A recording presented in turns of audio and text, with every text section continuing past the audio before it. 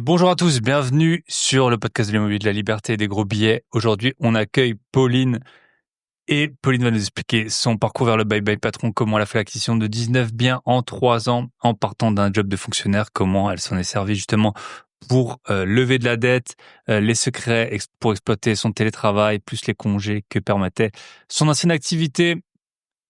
On va parler SCI familial, on va parler immeuble, on va parler de certains types de locations dont on n'a jamais parlé et aussi des chiffres, du mindset de la paix mentale et de bien d'autres aventures que Pauline va nous partager. Merci à elle pour sa participation sur le podcast. Avant de démarrer, je vais être super transparent avec vous. Donc, si vous nous rejoignez, je suis Bye Patron, multi-investisseur. Ça fait plus de 10 ans que j'investis en immobilier. Ça fait même bientôt 14 ans. En bourse, plus de 10 ans maintenant. Voilà, des millions d'euros en IMO, des centaines de milliers d'euros en bourse. Et depuis 5 ans, je vous accompagne sur ce podcast avec un épisode par semaine. Et autant vous dire que cette semaine, je sais pas si ça s'entend à ma voix, franchement, je prends sur moi. Je suis totalement raplapla, batterie à zéro, parce que j'ai passé une des périodes les plus intenses de ma vie. En gros, en 2 semaines et demie, j'ai enchaîné. Je suis parti à Chamonix voir mon associé qui est au Canada. Il était de passage à Chamonix, donc je suis allé le voir pour 2 jours, avion, etc. Ensuite, j'ai enchaîné. En fait, je préparais 3 sacs en même temps. Ça m'est jamais arrivé. Un sac pour aller à Chamonix, un sac pour aller en Chine. Je reviens de Chine, c'était un voyage exceptionnel. Je vais vous faire un épisode sur la Chine, je voulais vous le faire pour cette semaine. Mais en fait, pour vous rien vous cacher, on est mardi 30 septembre, il est 18h37. J'ai encore 2 coachings à donner aujourd'hui. Et donc l'épisode, franchement, ça fait 5 ans que je vous sors un épisode par semaine, je me suis jamais raté. Et donc plus de 250 épisodes maintenant, hein. Enfin, ça va faire 5 ans. Et là, c'est vraiment, je me suis posé la question, est-ce que on le décalerait pas d'un jour ou deux? Mais non, voilà, je suis toujours là au rendez-vous, vous êtes là au rendez-vous, donc merci à tous ceux qui me suivent depuis, que ce soit, ça fasse une semaine, un mois, un an ou 4 ans, vous êtes les bienvenus. Donc j'ai enchaîné week-end à Chamonix, intense avec mon associé Michel, 2 semaines ultra intenses en Chine, j'ai été à 4-5 endroits, plusieurs trains, avions, vol interne, plusieurs vols pour y aller. La Chine, c'était exceptionnel. Si vous voulez que je vous fasse l'épisode, mais franchement, j'ai prévu de le faire, mais sinon, n'hésitez pas sur Instagram ou par mail à me dire je veux un épisode sur la Chine. Et je suis rentré vendredi dans la journée, vol de nuit, etc. Et samedi, je devais être à Strasbourg pour un week-end de survie.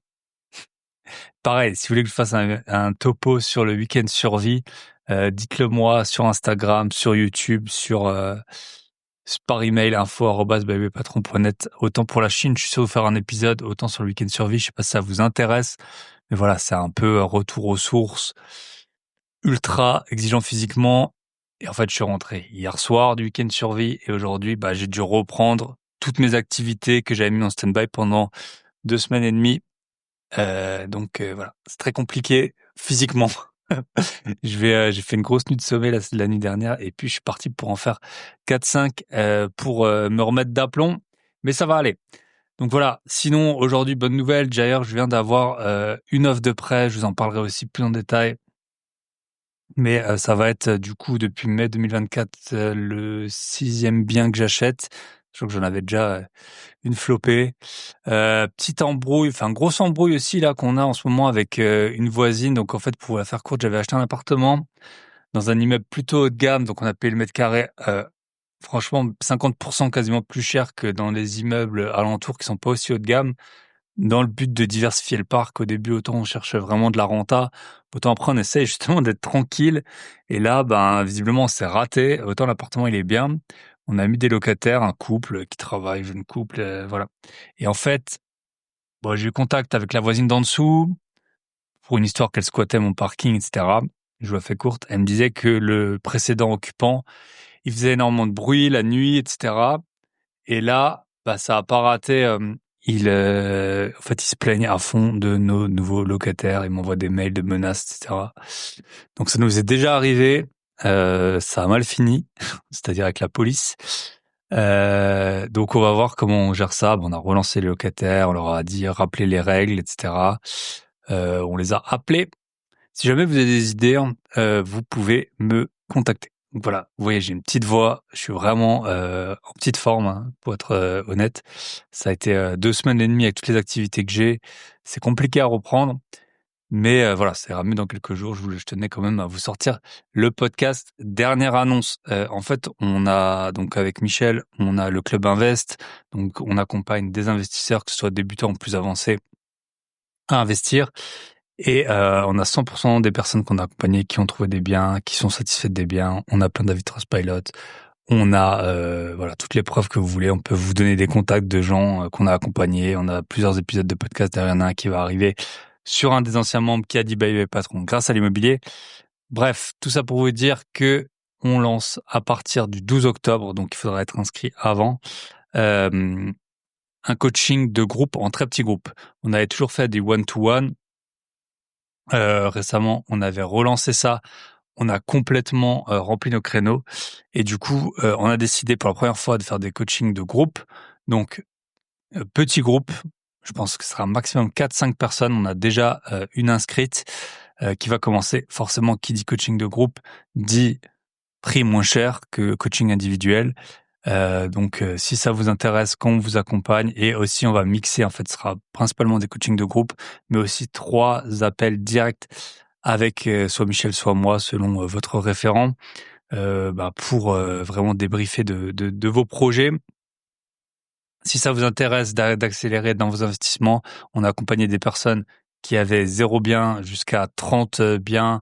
On a accompagné des personnes qui avaient 25 ans jusqu'à 60 ans. On a eu des médecins, on a eu des contrôleurs aériens, on a eu des commerciaux, des gens qui sortaient d'école de commerce, des gens qui avaient des BTS. On a eu des intérimaires, des ouvriers. Voilà, on a eu vraiment des hommes, des femmes, des couples, des célibataires, des personnes même de plusieurs pays. Donc voilà, si ça vous intéresse, vous pouvez m'écrire info@bybypatron.net et dans l'idéal aussi vous pouvez m'écrire sur Instagram. Comme ça, c'est sûr que votre mail ne passe pas en spam parce que vu que vous m'avez jamais écrit, ça peut arriver qu'il passe en spam. Donc voilà, vous avez donc vous pouvez prendre un appel gratuitement avec nous pour nous exposer vos problématiques, voir si vous fitez avec notre physionomie et philosophie du Club Invest. Et si ça marche, on travaille ensemble et ça va très bien se passer. Voilà, je fais pas plus long. Si vous n'avez pas encore écouté l'épisode avec Bastien Puccini de la semaine dernière sur comment profiter avec un patrimoine pas si conséquent que ce dont on a l'habitude d'une service d'une banque privée, produits structurés, assurance vie luxembourgeoise, marchand de biens, je vous invite à écouter l'épisode de la semaine dernière également. Et on se retrouve tout de suite de l'autre côté avec Pauline. Merci Pauline pour ton partage d'expérience.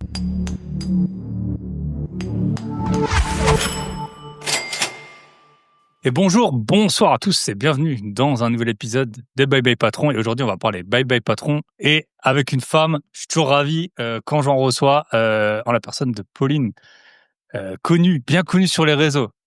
Écoute Pauline, tu le sais, je te laisse te présenter et puis on va parler de job ingrat en longueur en introduction. Mais dis-nous tout. D'où tu viens, qu'est-ce que tu as fait comme étude, tiens, on peut en parler, et surtout le job ingrat, et qu'est-ce que tu fais aujourd'hui? Vas-y, on commence, le job ingrat, si tu veux. Salut Thibaut, salut tout le monde, merci beaucoup de me recevoir. Et justement, ça tombe bien de passer sur Bye Bye Patron parce qu'il y a quelques mois, j'ai pu quitter mon job. On va en parler de job un peu ingrat dans le sens où je m'ennuyais, je me voyais pas faire ça jusqu'à une hypothétique retraite à 64 ans. Pour Pour l'instant, en dire un peu plus, oui, 64 ans, pour l'instant. dans le meilleur. Pour en dire un peu plus, c'était un job de fonctionnaire, donc c'est sûr que j'avais beaucoup d'avantages. La sécurité de l'emploi, beaucoup de congés, du télétravail, une équipe qui était vraiment sympa et des missions qui pouvaient être de temps en temps intéressantes. On aidait les collectivités à aménager les espaces publics.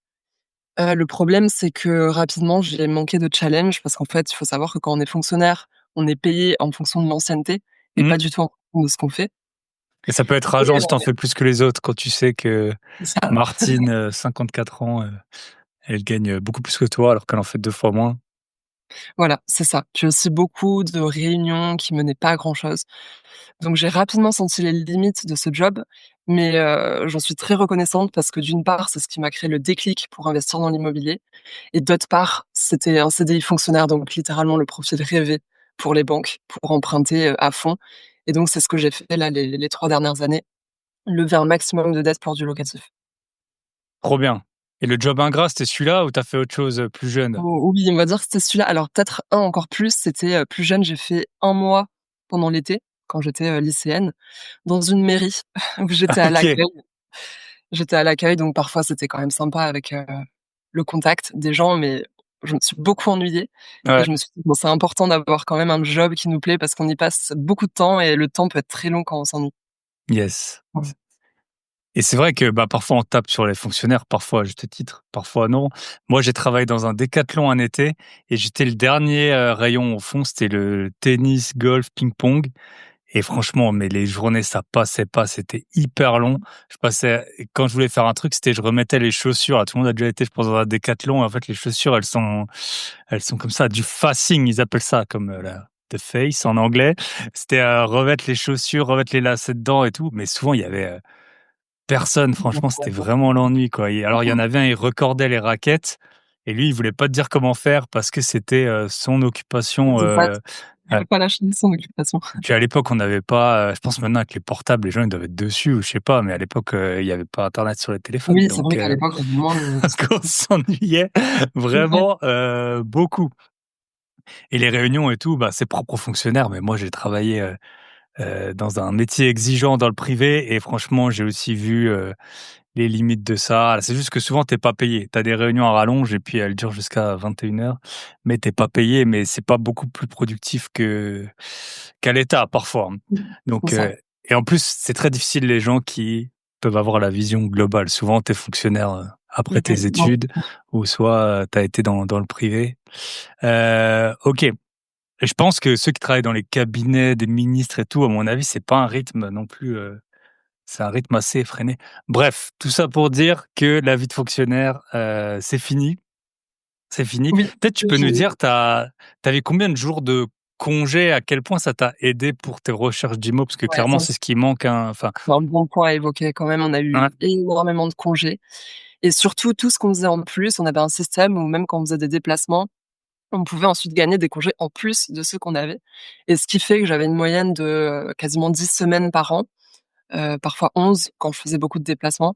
Donc c'est vrai que toutes ces semaines-là, ça m'a servi pour faire, mes investissements IMO, pour aller chercher des biens, pour faire des devis, parfois même faire les travaux par moi-même, ça j'en ai beaucoup fait et puis aussi le fait d'être en télétravail, c'est une souplesse qui est extrêmement, utile quand on investit parce que, par exemple, quand j'avais des rendez-vous de vie ou quand je devais aller gérer des biens, je le faisais sur ma journée de travail en décalant, bien sûr les heures, que je faisais, mais c'était assez Mmh, souple. Donc ça, vraiment, je conseille à ceux qui sont salariés d'essayer de négocier au maximum le télétravail s'ils veulent ouais. investir en parallèle, parce que ça permet de gérer son emploi du temps, au mieux. Et puis si tu es en open space, tu peux pas gérer tes travaux, les agents Non, qui appellent. Vu que nous non. sommes en 2025 et pas en 2012, je vais quand même préciser la date parce que les agents immobiliers vous appellent le mardi à 10h30 et ils s'étonnent que vous répondiez pas et ils vous laissent pas un SMS, pour vous dire, pourquoi ils vous ont appelé. Donc ouais, c'est sûr quand tu es en télétravail, tu peux prendre ce genre d'appel là où parfois dans certains Oui, métiers, c'est sûr.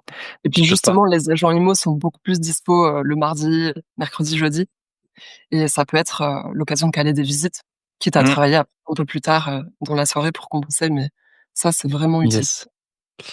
OK, trop bien et hem et raconte-nous un peu l'ambiance, c'était comment tes collègues? Est-ce que, tu avais l'impression que tu étais enfin, sans leur casser du sucre dessus ou les encenser, mais est-ce que, du coup, le rythme, il te parce que tu vois, il y a des métiers salariés où les gens, ils sont quand même, sollicités, ils sont entourés de gens brillants, voilà, il y a plein d'ingénieurs, plein de est-ce que toi, tu avais l'impression que c'était plutôt tout le monde se contentait de ce qu'il avait ou que les gens, ils étaient brillants, mais le système peut-être Mmh. les faisait trop ralentir ou c'est comment un peu Mmh l'ambiance? mh.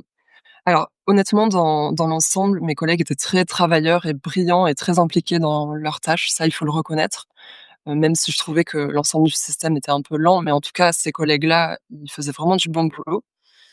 Mais tu as raison, il y avait peut-être quelque part, un côté où ils se contentaient de leur situation et ils étaient pas du tout ouverts à toutes les questions d'investissement. Quelques exceptions près, bien sûr, j'ai pu avoir des Mmh. discussions super intéressantes avec certains collègues qui cherchaient à investir aussi et bon là, c'était que du bonheur, mais en majorité, c'est des gens qui, restent salariés toute leur vie et qui ont même une certaine peur de l'investissement et qui jugent très vite aussi, Mmh. il y a ce côté où quand on commence à investir et qu'on en parle, on peut être jugé comme, capitaliste, enfin aimant Mmh. trop l'argent, il y avait ce genre de discussion. OK. Donc c'est un petit peu le choc, de 2 visions. Mais dans Yes. l'ensemble, vraiment des gens qui travaillaient et qui étaient, Mmh. brillants. C'est ça qui est dur parfois, c'est quand tu vois des gens intelligents qui ne font pas des choses intelligentes. Enfin, parfois, c'est un peu ça. Enfin, tu dis: «Mais attends, tu es brillant, tu comprends un peu, ce qui peut être». OK, et donc raconte-nous, je sais plus si tu l'as dit, tu as 19 biens aujourd'hui. Tu as commencé quand? Comment tu t'es organisé? Comment tu as visé les biens? Comment tu as géré les travaux, les offres, tout ça? Raconte-nous un peu. Alors j'avais déjà acheté une résidence principale juste à la fin de mes études, Mmh, mais, ça on va plutôt, passer directement sur l'investissement et tu locatif. l'as encore? Non, je l'ai revendu, je l'ai revendu. OK. Mais j'ai commencé vraiment à investir dans le but de louer en 2022, donc c'était à peu près il y a 3 ans et là ça a été, de plus en plus vite. Donc en l'espace de 3 ans, j'ai, acheté 19 biens. C'est vrai que quand je le dis, j'ai du mal à y croire. Je sais même pas comment c'est possible, C'est mais plus que ce que j'ai acheté comme paire de chaussures peut-être en 3 ans, donc très je probablement. pense que j'ai acheté plus de d'apparts que j'ai fait de dépenses de shopping. Et alors il y a eu une partie en nom propre au début, ça je le recommande pour tous ceux qui se lancent, hein, il faut pas se prendre la tête avec les SCI. Nom propre, c'est très bien. En location meublée et ensuite petit à petit, je me suis intéressée à d'autres, schémas et j'ai choisi la SCI familiale avec ma mère, qui est une personne qui me soutient depuis le début et qui est vraiment la personne de confiance et donc les derniers investissements, on les a fait plutôt sur des immeubles en SCI familiale. Et d'abord, c'était les appartements au début que tu Oui, avais? au début, c'était des appartements un par un et d'ailleurs, je regrette d'avoir mis autant de temps à m'intéresser aux immeubles parce que là, ça a été exponentiel à partir du moment où j'ai acheté en gros En quoi, lot quoi. plutôt que appart par appart et je recommande à tous ceux qui se lancent de peut-être commencer par un appart si vraiment ça fait peur, mais très vite s'intéresser aux immeubles et quand on dit immeubles, c'est pas forcément, des dizaines de lots, mais ça peut être Mmh. 3, 4 lots et en fait, tout le travail qu'on fournit, en une fois et beh, ça va servir pour plusieurs appartements. Tout ce Yes. qui est recours aux biens, recherche de financement, devis, voilà. Donc c'est vraiment, une efficacité, bien supérieure de s'intéresser aux immeubles. OK. Est-ce que ça t'a aidé du coup la RP que tu as acheté au début, ça t'a aidé à avoir du cash? En gros, de toute Oui façon pour investir, il faut du temps, du lever de la dette et un peu d'apport en et un peu général. de Comment? rapport, Ouais. exactement. Ouais, ça, c'est un bon point que tu soulèves. C'est vrai que je suis pas partie non plus de zéro parce que la résidence principale que j'avais achetée, j'avais fait pas mal de travaux par moi-même et ça a généré une plus-value à la revente d'environ 40 000 €, donc qui était à diviser par 2. Mais ça m'a servi pour, avoir de l'apport et être, fiable aux yeux des banques, ça c'est sûr. Mmh. Ah parce que, quand on gagne 2 000 3 000, enfin, je sais pas combien tu gagnais, mais 2 000 3 000 € par mois, c'est très long de mettre, 20 000 € Mmh, de complètement. de côté, hein. C'est ça, je gagnais à peu près 2 400 €. Je mettais un petit peu de côté, mais quand on veut investir très vite comme je l'ai fait, Ah, ça c'est suffit pas, ça suffit compliqué. pas. Parce qu'on demande à peu près 10 d'apport. Alors parfois j'ai réussi à mettre que 5, Ouais, mais en général, il faut quand même, du cash. voilà. Et sur 19 lots, même si tu achètes les lots pas chers, tu as vite, 100 ou 150 000 € en tout, qu'il faut sortir en apport, et ça, Exactement. même si tu gagnes, 5 000 € par mois, tu les as pas, tu les as pas facilement, hein. Mmh mh. Hem, Et OK. c'est clair que par un achat-revente, avec plus-value, c'est super intéressant pour se Mmh. dégager de la trésorerie et après comme je l'ai fait, c'est s'associer avec des gens proches, de la famille, Mmh. qui ont aussi de l'apport et qui ne savent pas forcément quoi en faire et Mmh. qui sont par confiance et créent une SCI. Trop bien. Bah, je pense que c'est des très bons conseils. Ça a l'air d'être des conseils simples, mais souvent, c'est ce qui est simple, c'est ce qui fonctionne, hein. Bon à rappeler. Donc, moi aussi, c'est quand j'ai revendu mon premier bien qu'après j'ai pu accélérer et que j'ai pris pas mal de plus-value. Parce que sinon, sinon même si tu épargnes 1 000 € par mois, je pense que tout le monde n'en est pas capable. Et même si tu gagnes bien ta vie, ton niveau de vie, il finit toujours par te rattraper. Si tu as un métier bien payé, à je sais pas 5 ou 10 000 €, même si tu es médecin, bah, tu vas aller en vacances avec des médecins, tu vas louer des maisons dans le sud de la France, tu vas peut-être avoir une voiture un peu mieux. Et, et c'est très dur de s'en défaire, je pense. D'un bon niveau de vie, c'est Ouais, sûr. ouais, C'est dur d'en reculer. yes. Et raconte-nous un peu, du coup, ça a ressemblé à quoi? Tu as commencé en 2022, donc tu es allé assez vite. Tes journées, tes semaines, c'était quoi? Enfin, comment t'as et C'était quand très lourd. et comment t'as décidé d'arrêter de dire le bye bye patron? Parce que Mmh. là, tu te dis, Oui. ouais, en gros, bah, en gros, là, je suis bien, j'ai 19 bien, mais pourquoi pas, est-ce que je pourrais Mmh. pousser le truc? Enfin, voilà, faut aussi savoir, un peu s'arrêter. Donc, Quand s'arrêter, exactement. Alors au tout début, je faisais beaucoup les travaux par moi-même.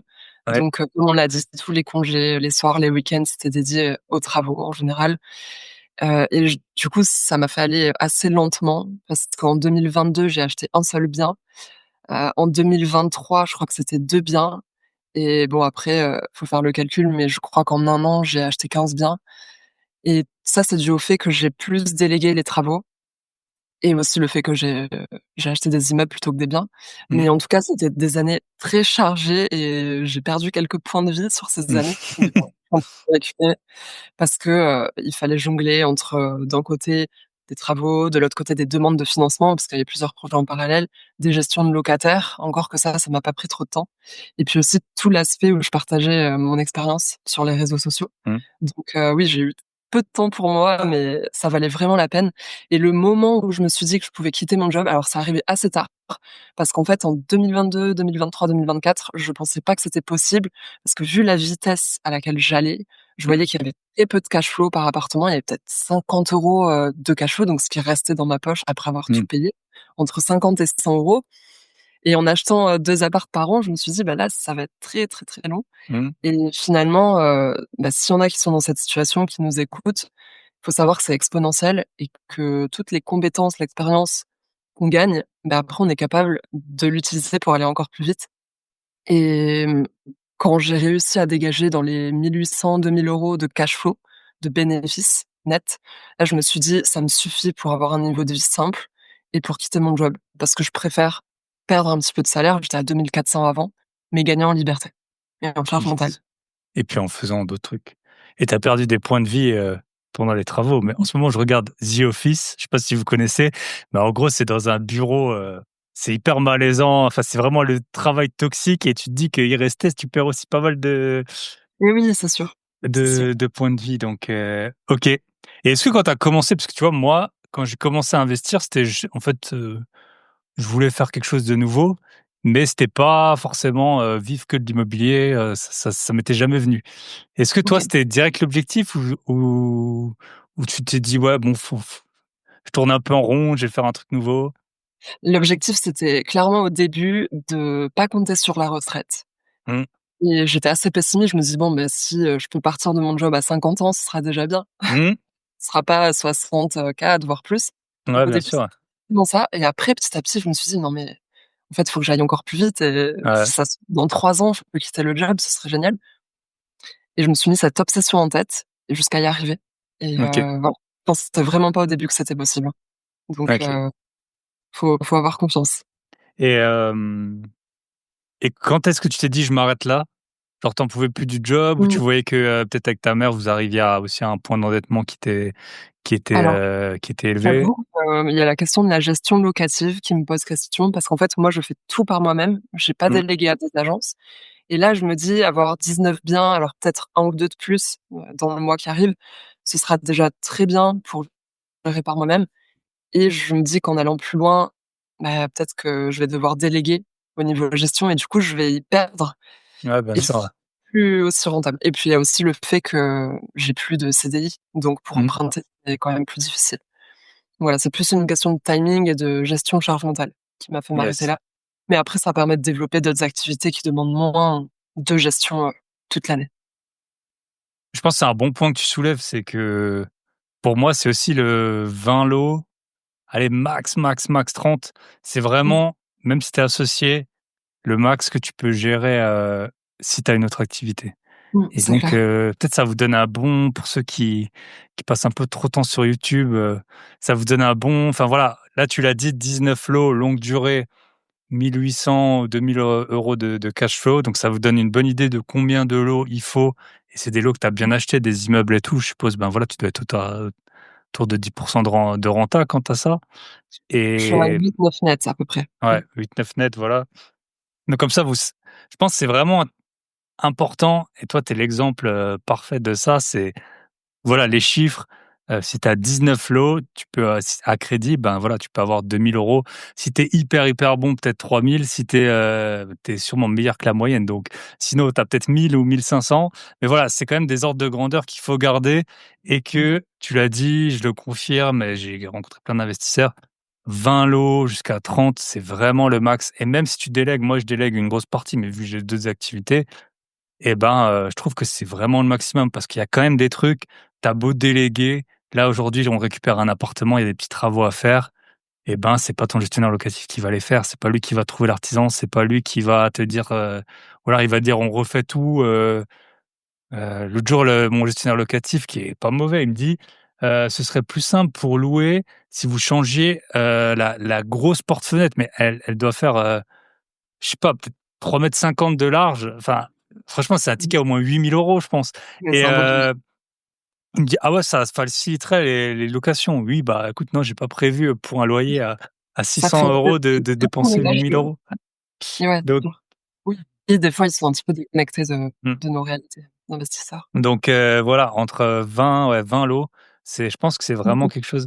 Est-ce que tu peux nous dire, moi, tu vois, c'est vraiment à 10 lots que j'ai vu, bon, toi, c'est arrivé vite, mais avant 10 lots, parfois, je n'entendais pas parler de mes biens pendant 3 semaines, quoi et puis maintenant, à partir de 10 lots, est-ce que tu as vu des seuils comme ça de Honnêtement, je pense que j'ai eu beaucoup de chance parce que là, tu vois, ça fait 3 ans que j'ai, commencé à investir. Alors même si ça allait mmh, plus vite la dernière année, mais j'ai eu encore aucun changement de locataire, sauf OK, sur je faisais en courte durée au début et j'entends très peu parler de mes lots. Alors là, j'ai, des petits problèmes d'humidité à traiter et un locataire qui s'en va, mais non, honnêtement, ça a été vraiment, cool. Alors peut-être que dans un mois, ça va être la cata et tout le monde va partir, mais pour l'instant, non, c'était, mmh, assez bien et après par contre, j'ai un tips pour ceux qui nous écoutent, qu'on n'entend pas souvent dans le milieu de l'immobilier, mais j'ai décidé de tester la location à une association. En fait, c'est, un immeuble de 4 lots que je vais louer à une association qui s'occupe ensuite de loger des personnes, en difficulté. Là, notamment, c'est des femmes qui viennent d'accoucher et qui ont besoin d'un logement décent et en fait, je trouve que c'est génial parce que l'association verse un loyer fixe et prend en charge les dégradations éventuelles et aussi toute la gestion locative. C'est eux qui s'en occupent. Donc là, ça va vraiment me réduire mon temps de gestion sur ces 4 lots et je me dis qu'à partir du moment où on a, voilà, 10-15 lots, c'est peut-être bien de louer en bloc finalement mmh, à un même, interlocuteur. Là, ça va vraiment faciliter ma vie. Alors je peux pas encore faire de retour d'expérience parce que yes, c'est pas commencé, on a juste signé le bail, mais en tout cas pensez-y, c'est vraiment quelque chose à creuser, le fait de louer à une OK, association. trop intéressant Beaucoup plus que ce qu'on pense.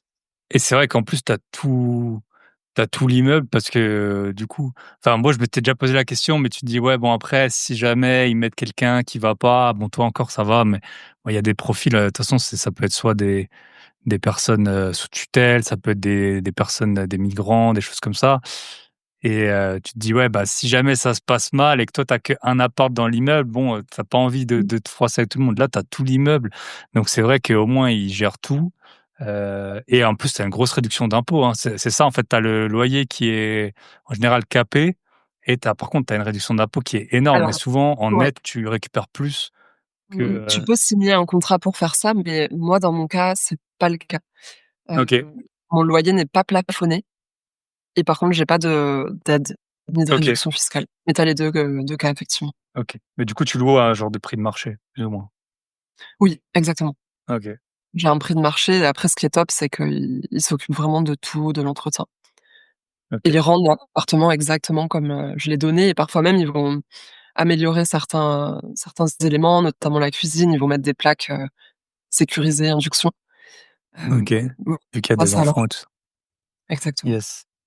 Bah, moi, j'ai un ami, il a acheté un immeuble, où c'était des enfants autistes, je pense, dedans, un centre d'accueil et c'est vrai que Mmh. l'immeuble, tu le vois de l'extérieur, ça faisait un peu vieillot, même dedans les murs et tout, mais t'avais toutes les legs qui étaient tous les trucs chers en fait, c'était aux normes. Les legs c'était aux normes, les fenêtres c'était aux normes, tout. Et c'est vrai que bah c'était une asso qui était dedans, qui avait fait elle-même les travaux, puis après qui a fini Génial. par déménager. Ok, trop intéressant. Et t'as arrêté quand de faire les travaux? À partir de combien tu aimes bien? Je pense à partir du 5e. Ouais, c'est à peu Ok. près ça. Et il y a même une fois où j'ai organisé des travaux participatifs. Bon, ça, c'était génial, hein, même pour, l'expérience humaine, où j'avais déjà développé une communauté autour de l'immobilier et j'ai proposé aux gens, à tout le monde, hein, toute la communauté, de venir m'aider à faire la démolition et la peinture d'un immeuble et du coup, on s'est retrouvés pendant 2 ou 3 week-ends, en été, à faire les travaux ensemble et puis après, bien sûr, partager, des sorties, des repas ensemble. C'était vraiment très chouette. Donc voilà, encore une idée de travaux. Après ça, il y a pas, au niveau fiscalité, de possibilité de déduire parce que, bah, c'est des travaux qu'on fait soi-même, donc il y a quand même quelques inconvénients. Ouais. Mais Pas déduire les ensuite gens qu'on paye pas, y compris les pizzas, les packs de bière, c'est pas déductible. Ok. Non, mais trop bonne idée. Et ok. Et du coup maintenant, donc comment raconte juste comment ça s'est passé, genre le bye bye patron là. C'est quoi? Tu t'es levé, tu t'es mis une date, t'avais écrit ton courrier, t'es allé voir ta supérieure. Comment ça se passe concrètement, tu vois? ouais, ça s'est passé depuis, longtemps quand même, hein, parce que j'y pense et je m'étais mis une date, alors je crois que c'était même décembre 2025. Je t'ai dit là, c'est le max que je peux supporter et finalement, tu vois, c'était avril 2025 de cette année. Bah, du coup, je m'étais mis des objectifs d'investissement, de cash flow. Mais par contre, je t'avoue qu'à quelques mois de quitter le job, j'étais pas sûre de réaliser l'investissement qui me rapporte le plus de cash flow et du coup, je m'apprêtais à quand même partir, mais sans avoir des loyers qui couvraient, quasiment mes salaires et je m'étais dit: «C'est pas grave, je vais trouver une activité en parallèle, je vais faire, de l'achat-revente, je vais faire du contenu sur les réseaux et ça me servira à vivre». Donc j'étais pas non plus, très sereine. Mais finalement, là, je me dis que c'est bien d'avoir une base de loyer Mmh. qui couvre déjà le niveau de vie et le reste, c'est du bonus. Puis ça me permet aussi de gérer des imprévus, des dégradations, locatives. Yes. Donc voilà un petit peu comment ça s'est passé. Alors après, je l'avais annoncé il y a longtemps quand même à mon équipe et ce qui est marrant, c'est qu'ils étaient un peu tombés, certains sur mes contenus, sur les Mmh. réseaux. Ouais, parce que tu pas mal suivi quand même. Combien tu de followers? Oui, il a bientôt 30 000 OK, sur ouais. Insta Ouais, donc là, tu peux plus passer inaperçu, ouais. et oui, c'est ça aussi le problème et après, c'est vrai que certains collègues étaient, dans l'incompréhension parce que j'en parlais pas forcément au travail et puis je pense que ça se voyait sur les derniers mois que j'étais plus vraiment impliquée, que je faisais le minimum. Donc voilà, là, il y a eu quelques tensions avec certains collègues parce qu'ils voyaient que j'étais hyper impliquée sur tout ce qui était IMO, contenu et beaucoup moins sur, mon travail. Donc c'était une bonne chose que je parte, mais je pense qu'ils ont fini par bien comprendre et j'ai eu beaucoup de soutien à la fin. Donc ça, c'était positif. OK. OK. Et est-ce que tu t'es mise tu pas obligé de répondre, mais je sais que les fonctionnaires, il y a des dispos, non? Ou quelque chose comme Oui, ça? exactement, ouais, tu fais bien d'en parler, c'est ce que j'ai fait. En fait, on a droit pendant un certain nombre d'années, moi, il me semble que c'est 5 ans, de faire comme une pause dans sa carrière de fonctionnaire. Alors ce qui se passe, c'est qu'on ne touche pas de chômage, mais par contre, si dans les 5 ans, on veut revenir à un poste de fonctionnaire, c'est assez facile et ça nous permet de garder ce statut-là. Après moi, je laisse ces C'est pas 5 ans prévu, ouais, mais bon, développer, voilà, autant le garder, mais si j'ai développé suffisamment de choses à côté, je quitterai la fonction publique dans 5 ans, définitivement. yes. Voilà, et je pense que c'est intéressant, faut se dire quand même qu'il y a tout le monde a un avantage un peu dans la vie Mmh. et faut vraiment capitaliser, dessus, souvent à l'école, on me dit, tu sais, faut avoir la moyenne partout, alors qu'en fait, dans la vraie vie, en fait, faut trouver le truc dans lequel, tu as un Mmh. avantage, où tu es bon et puis foncer, Ouais. à fond. Donc il y a des gens, ils arrivent à avoir des ruptures bah, typiquement, tu peux pas avoir de rupture conventionnelle quand tu es fonctionnaire, Mmh. et beaucoup de gens partent sur base des ruptures conventionnelles où ils se font licencier, «volontairement» entre guillemets. Mais tu as l'avantage de ça quand tu es, fonctionnaire. Si tu es parti à l'étranger, qu'il y a pas de droit du travail, peut-être tu gagnes plus. Si tu es artisan, bah, peut-être tu as pu passer des charges, perso sur tes boîtes. Enfin voilà, Des tout le cartes à monde jouer. tout le monde a des cartes à jouer. Voilà, si tu viens d'une très bonne famille, bah, peut-être tu as as des gens qui peuvent t'aider à investir. Si tu viens, d'une famille modeste, souvent c'est un peu la débrouille et du coup, ils peuvent t'aider, dans les travaux ou Mmh. alors à avoir des petits Mmh. hacks, donc OK, trop intéressant et raconte-nous du coup, tu as quitté en avril, c'est ça? Avril Oui, 2025? Qu'est-ce que tu fais depuis? Ça ressemble à quoi ta vie? c'est trop bien. Bon, il y a le côté où il faut savoir se cadrer aussi quand on n'a plus des horaires fixes. Mais depuis, je fais des derniers investissements parce qu'en fait, j'avais eu la chance d'avoir pas mal de congés de côté, donc je les ai OK, posés à la fin. Ça veut dire qu'aux yeux des banques, j'ai toujours mes fiches de paye qui tombent pendant quelques OK, mois.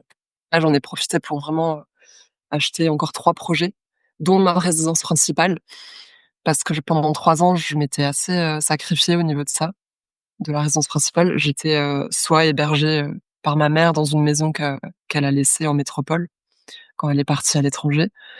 J'étais aussi pas mal chez ma grand-mère et voilà, aussi beaucoup en vadrouille. Donc là, ça me fait vraiment du bien d'avoir un point mmh, fixe. Et d'ailleurs là, c'est yes, la toute première journée que je passe dans cet appart là, au moment où OK. on tourne, j'y suis. Donc On voit qu'il y a j'ai pas trop de déco derrière là, pour l'instant. Il y a oui, encore un non, p là, je suis sur le mur un peu sobre. Il y a quelques éléments à rajouter, mais yes, voilà, en tout cas, j'ai OK. passé du temps à aménager ça et puis beaucoup de création de contenu. Donc sur Instagram au début et là, je me lance sur YouTube pour donner des conseils aux gens, pour commencer à investir et rénover. Et je vais commencer à développer une activité de marchand de biens, donc de OK. l'achat-revente. Et ça va me permettre de faire un peu de trésorerie pour compléter les loyers que je touche déjà. Et puis c'est un aspect, qui me semble dans la continuité de l'investissement locatif, parce qu'une fois qu'on connaît tout le processus, qu'on sait à peu près comment se passent les travaux, et qu'on a, un certain apport et voilà, de l'expérience, je trouve que c'est bien de se lancer dans ce genre de projet en association et ça permet de ne pas avoir toute la partie gestion locative Mmh, qui peut être, un yes. peu, au bout d'un moment, un peu lourde au niveau, des nombreux biens locatifs. Yes, trop bien et je pense que c'est important. Toi, c'était dans ton plan, la résidence principale? Parce que c'est vrai que quand tu quittes ton emploi, bah, clairement, devenir, locataire, c'est pas Mmh. si simple, quoi. C'était dans ton plan dès le départ ou comment tu avais vu un peu Non, le ouais, non, c'est vraiment arrivé, par hasard. C'est un agent immobilier, d'ici du coin d'Avignon que je connais bien et qui me présente tout ce qui rentre en mandat avant tout le OK, monde. Ça, c'est aussi quelque chose que je conseille aux gens de développer. Bon, ça fait 3 ans qu'on se connaît, donc là, ça commence enfin, il y a de la confiance entre nous et il me présente ce bien et là, je me projette tout de suite, dedans parce que c'est dans une ville que j'aime beaucoup à côté d'Avignon et OK, pour autant, c'est pas aussi cher que ce qu'on peut voir parce qu'il y a beaucoup de maisons, c'est très résidentiel et là, c'est un petit appartement dans une résidence, très bien placé et donc je me suis dit, «Allez feu, c'est le moment de me faire plaisir et d'enfin, investir dans ma résidence principale mmh, et pas seulement avec un objectif de rentabilité derrière». yes. C'est pas mal de faire une sorte de barreau d'honneur comme ça, de l'endettement. Enfin, souvent, en gros, on achète avec de la renta aussi, pour les banques, pour pouvoir, bah, pour pouvoir montrer que nos biens, ils sont rentables et tout et tu te dis: «Bon, bah, le dernier, de toute façon, après, je pourrais plus emprunter, bah, vas-y, Oui, je tu prends un peux faire un truc, peu ce que tu veux. moins rentable» ou yes. Exactement. Il y a beaucoup moins de pression une fois qu'il y a plus de comptes à rendre aux banques. Et sinon, ça aurait été quoi le plan pour, tu une idée? Tu aurais habité où? Tu Alors je locataire ou savais tu pas du tout. C'était vraiment, le flou complet. Je savais pas, j'avais pensé à un co-living, je t'avoue, ça c'est un autre sujet qui me fait assez rêver. De soit créer moi-même, mais alors avec quel fonds, je sais pas, soit m'intégrer dans un co-living, parce que je trouve que c'est un mode de vie très intéressant et à mon avis OK, qui a d'avenir. Donc pourquoi pas, cette solution-là? Mais au final, après ces 3 années de charbon, je pense que j'ai besoin d'un moment, tranquille où me retrouver, quitte yes. à lancer un projet de co-living un peu plus tard. Mais ça, en tout cas, ça reste, dans un coin de ma tête. OK, trop bien. Et raconte-nous un peu, Insta là, 30 000 followers, ça pr si vous savez pas, ça prend un temps de malade. Raconte un peu, c'était quoi, c'est ça te prend combien de temps? Mmh mh. Tu as ouais, raconte un peu les bons côtés de enfin, le temps et les bons côtés de ton compte Insta de 30 Alors 000 je t'avoue personnes. que je m'attendais pas du tout à ce que ça prenne autant d'ampleur. Au début, c'était simplement parce que l'immobilier, ça me faisait énormément kiffer. Je voulais partager tout ce que j'apprenais, notamment sur le côté rénovation. Au début, c'était vraiment axé passoire thermique, rénovation énergétique, d'où Mmh. le pseudo Pauline Immo Durable Et petit à petit, j'ai vu que, ça m'amenait plein de côtés positifs, des gens, des investisseurs qui échangeaient avec moi. On pouvait s'entraider. Je les retrouvais à des événements et les gens appréciaient de plus en plus mes contenus et j'ai commencé à avoir des gens qui me remerciaient pour ce que je partageais parce que ça leur permettait d'investir à leur tour. Et là, j'ai commencé à vraiment être plus régulière et à publier, toutes les semaines 3 ou 4 contenus. Alors au niveau du temps, il faut savoir qu'au début, ça en prend beaucoup plus que maintenant, mais je dirais que c'est, dans les 1 heure par jour en moyenne maintenant et certains jours plus quand je veux faire du contenu plus long, notamment pour YouTube ou plus de contenu Insta. Mais voilà, c'est entre 1 et 2 heures par jour, donc c'est quand même une activité, qui prend un certain temps. Et au niveau des opportunités, déjà, passer sur des podcasts comme le tien, Voilà. ça me permet d'être visible. Tu serais passé même si tu avais que, 2 000 followers, hein, tu sais, hein, mais Oui, tu prends aussi des profils, moins visibles, c'est sûr, c'est ça qui est bien. yeah, Mais aussi être invité à des événements, hem, avoir aussi des partenariats avec des matériaux de rénovation qui, OK. qui me font des réductions et en échange, j'en parle à la communauté. J'ai pu aussi passer sur M6, ça c'est vraiment, Ah ouais? incroyable qui m'est arrivé. Donc un reportage sur l'investissement IMO et ils ont pris 3 profils. Il y avait, 2 hommes et moi qui représentais, du coup les femmes sur l'investissement immobilier. Donc ça, c'était génial. Reportage de 45 minutes qui est passé en début d'année et Ça t'a fait grimper les followers, je pense, non? oui, oui, oui, oui, beaucoup. Et surtout, ça m'a fait gagner en crédibilité parce Mmh. qu'on a beau avoir un parcours quand même, intéressant, le moment où les médias s'intéressent à toi, tout de suite les gens, se rendent compte que oui, c'est légitime. Enfin voilà, il y a un peu ce biais-là où quand tu passes sur des médias, tu es tout de suite OK. pris plus au sérieux. Oui, oui, oui. C'est ce qu'ils disent ceux de «Qui veut être mon associé?» même si on est à l'heure de la, d'internet et tout et j'écoute des podcasts plutôt de business en général et pas d'IMO et en Mmh. fait, eux, ils veulent aller sur «Qui veut être mon associé?» pas pour lever de l'argent, mais juste pour passer à la télé et Pour la que du visibilité. coup, Ouais, ouais. la visibilité Mmh. et c'est vrai qu'à la base, bon, déjà, j'ai plus la télé, mais quand je regardais, j'avais jamais pensé que c'était, je me disais bien: «Il y a peut-être un investisseur ou 2 qui va voir ça à la télé», mais je pensais pas que c'était une fin en soi. Enfin, les gars, ils disaient: «Ouais, là, mon objectif, c'est dans 3 ans passer, chez Qui veut être mon associé», donc et c'est quoi? On t'a contacté directement sur Insta ou tu avais postulé ou comment ça On m'a contacté sur, Instagram. Ouais, OK. le reporter d'M6, en fait, c'est sa femme qui avait remarqué mon profil et qui voulait qu'il y ait, quand même une femme parmi les 3 profils. Yes. Donc là, j'ai eu cette chance-là, où il y a vraiment, je pense, pas beaucoup de femmes, pas assez à mon sens, qui investissent dans l'IMO. Alors ça s'arrange, mais c'est vrai que le fait d'être une femme et de montrer ce qu'on fait, ça nous donne un avantage, quoi, vu Mmh. qu'il y a beaucoup, d'hommes dans ce milieu-là. Donc j'ai été contactée et ensuite on a passé 2 jours de tournage autour d'Avignon. En fait, le reporter est venu OK. chez moi et on a fait le tour de mes apparts, il m'a même suivie jusqu'à l'aéroport. Enfin, c'était toute une histoire parce que je partais à ce moment-là à La Réunion, rejoindre ma OK. mère et donc il a tourné dans le train, à Voilà, l'aé investissez dans l'immobilier, vous aurez une vie de rêve sous les cocotiers, voilà, ou La c'était ça. Réunion. Fin du reportage, Trop bien. l'aéroport. Et tu étais contente du montage et tout? Enfin, je sais que parfois il y a des Mmh. des personnes qui sont pas ravies. Là, il y avait pas de Oui, là, c'est vrai que j'avais un peu peur parce qu'en fait, il a pris tellement de prises que je savais pas ce qu'il allait garder et à quel mmh, point il allait, un peu grossir, tu vois, l'histoire. Mais mmh, finalement, non, c'était très convenable et ça OK, donne une bonne image, donc j'étais contente. OK, trop bien et ouais, passer à la télé, c'est quelque chose, tu vois? Tu te serais Ouais, pas quand dit, même. hein, quand tu étais en réunion avec Non, Martine et Jean-Claude, c'est clair. C'est que un bel ça allait. accompli. OK, trop bien et juste, on n'en a pas trop parlé, peut-être on va parler un tout petit peu chiffres et pour les Mmh. acquisitions et aussi donc toi, tu habites en Avignon, je sais jamais si on dit en ou à Avignon, Oui, ah oui. en Avignon et du coup, tu as investi dans ce coin-là, tu travaillais dans ce coin-là, tu as tout fait, dans la zone? J'ai investi majoritairement autour d'Avignon, parce que c'est OK. là où je vivais, mais par contre, mes bureaux étaient à Lyon et comme on avait beaucoup de télétravail, à un moment donné, j'ai pris la décision de revenir m'installer à Avignon et de faire les trajets en train.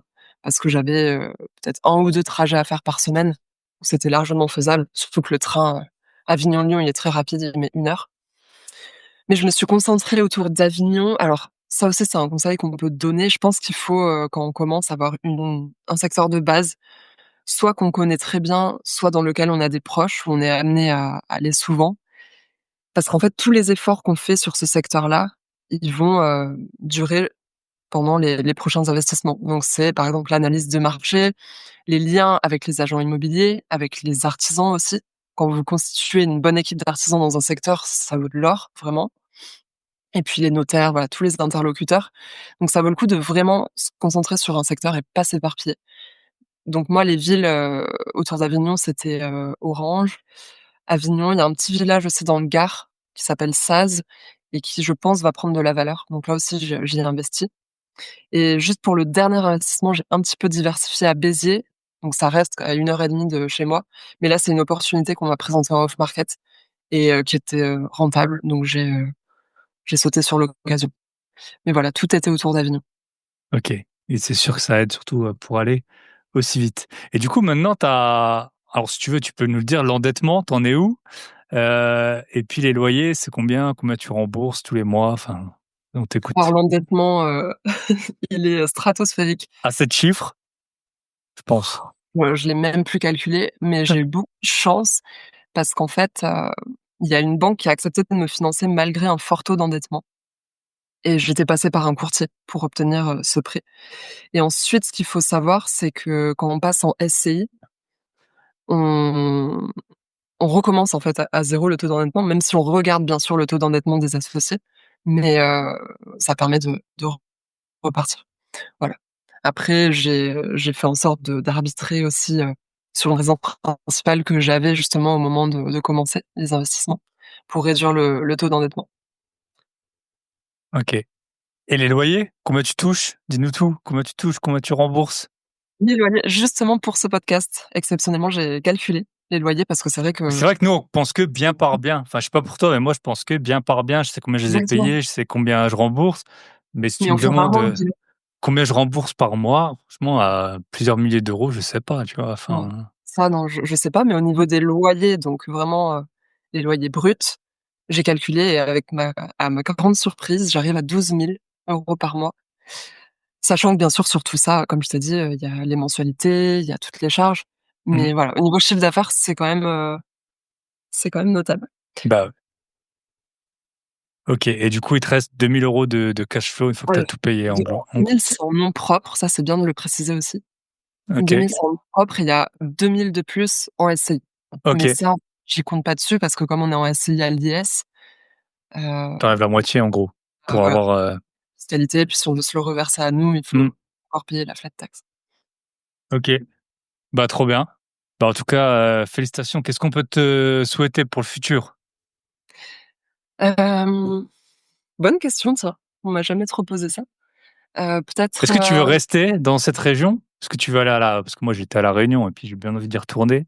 Donc ouais, est-ce c'est que tu veux génial. retourner là-bas ou comment tu verrais? Quelle Mais serait mmh, ta vie idéale? ma vie de rêve, alors j'aime beaucoup la Provence, mais je me Ouais. pose de plus en plus la question de m'expatrier peut-être à un moment donné, pas tout de suite, mais à horizon 5-10 ans. Pourquoi pas tester une vie dans un autre pays? Peut-être en Asie, peut-être la Thaïlande. Ça, c'est un pays qui m'attire pas mal. Mais ce qu'on peut me souhaiter, c'est surtout d'avoir une vie, en paix parce que ces 3 dernières années, j'ai compris que la paix mentale, ça n'avait pas de prix et on a beau, avoir envie de performance, de gagner beaucoup d'argent, s'il y a pas la paix derrière, on n'en profite pas et je pense qu'il vaut mieux, se limiter un petit peu, enfin, ne rien accepter qui, sacrifie notre paix, juste pour de l'argent en plus. Yes. Donc voilà, souhaiter d'avoir, vraiment ce qu'il me faut pour vivre confortablement, me faire plaisir, mais tout en gardant, bah, la santé mentale, la paix mentale, les relations sociales, de qualité et puis, comme tu dis, vivre dans un endroit qui nous plaît. Ça, c'est hyper important. Yes. C'était la petite minute Tu vois? philosophie. Ouais, bah, oui, non, mais c'est important. Tu vois, moi j'ai avec, j'avais un plan, on avait un plan à 2 c'était payer 4 000 € le week-end. Et sauf qu'en fait, on devait nous dire quoi faire et du coup, avec, la personne avec qui, j'aurais fait ça, bah, on a refusé, alors que c'était plusieurs fois, hein, c'était récurrent. Mais en fait, vu que, je sais pas, notre vie, Et c'était pas, franchement, même si je gagne bien ma vie de 4 000 € le week-end, c'est quand même pas négligeable. Mmh. Mais en fait, voilà, on n'était pas du tout dans l'esprit qu'on nous dise quoi faire. Même si c'était des gens bienveillants et tout, en fait, on voulait plus accepter ça. Et, Mmh. euh, Renoncer à votre liberté. et voilà, en fait, on n'a plus envie. Il y a un certain âge où, puis aussi la vie qu'on a eue, on n'a plus envie qu'on nous dise quoi faire. Et Oui, du coup, je on suis a totalement d'accord. décliné. Enfin, je veux dire, c'était quand même, voilà, 4 000 € pour 2 jours, Ouais, c'était quand même bien payé. mmh. Donc, Mais quand on a le luxe de pouvoir choisir, ce qu'on fait mmh, et qu'on peut pas être acheté par juste des revenus, ça c'est génial, je trouve. yes. Trop bien, bah, écoute, je pense qu'on a fait un bon tour. Si on veut, bah, pour t'aider à passer les 30 000 followers, et si vous écoutez et que vous me suivez pas, vous pouvez me suivre aussi, hein. Donc toi, c'est Pauline underscore Immo Durable en un mot. C'est ça. Donc tu es sur Et sur Insta, hein, YouTube principalement. sur YouTube, c'est pareil, Pauline, Immo Durable en mots détachés. Yes. Bah, félicitations en tout cas pour ton parcours. Franchement, c'est super impressionnant en termes de temps, Merci. en termes de, bah, de résultats, et puis en termes de quiétude. Tu as l'air apaisé en tout cas aujourd'hui. Donc ça fait super Oui, ça plaisir. va beaucoup mieux, vraiment. J'ai eu une période, compliquée, je te le cache pas, mais le sacrifice en vaut, le résultat. C'est toujours compliqué. Quoique, si vous entendez je pense que ce sera le podcast de la transparence. Si vous entendez que c'est simple, C'est qu'il y a un c'est que loup. c'est faux. Allez, à très bientôt. Bonne journée à toi. Ciao. Thibaut, bonne journée. Merci à Pauline. On est au bout de l'épisode. J'espère que vous aura plu, que vous aurez pu voir le mindset qu'elle a pu avoir. Vraiment très admiratif de son parcours. Je vous rappelle, avec Michel, on ouvre les coachings de groupe pour le Club Invest. Ça commencera le 13 octobre, donc inscrivez-vous avant. Vous pouvez prendre un appel avec nous. Le plus simple, c'est info@byebyepatron.net. Je vais vous mettre aussi un lien dans la description du podcast pour prendre un call avec nous. Si jamais, pour voir si vous pouvez, si ça vous convient et si vous convenez au Club Invest, parce que forcément on limite à fond, c'est pas du tout notre activité principale, mais on adore aider les investisseurs. Si c'est pas fait, allez foncez écouter l'épisode de la semaine dernière avec Bastien Puccini. Dites-moi, est-ce que je fais un épisode week-end survie également? Bien sûr, je vous ferai un épisode sur la Chine la semaine prochaine. Et vous n'êtes pas prêts. Vous n'êtes pas prêts pour l'épisode sur la Chine. Je vous le dis d'avance. Voilà, ça va casser toutes vos croyances que vous avez dans ce monde, euh, parce que j'y suis allé avec l'esprit ouvert et j'ai trouvé pas mal de réponses à des questions que je me posais même pas. Je vous souhaite une très bonne semaine. Prenez soin de vous. Moi, je vais dormir au maximum pour rien vous cacher. Prenez soin de vos proches et prenez soin de vos gros billets. On se retrouve la semaine prochaine. À très bientôt. Bye bye.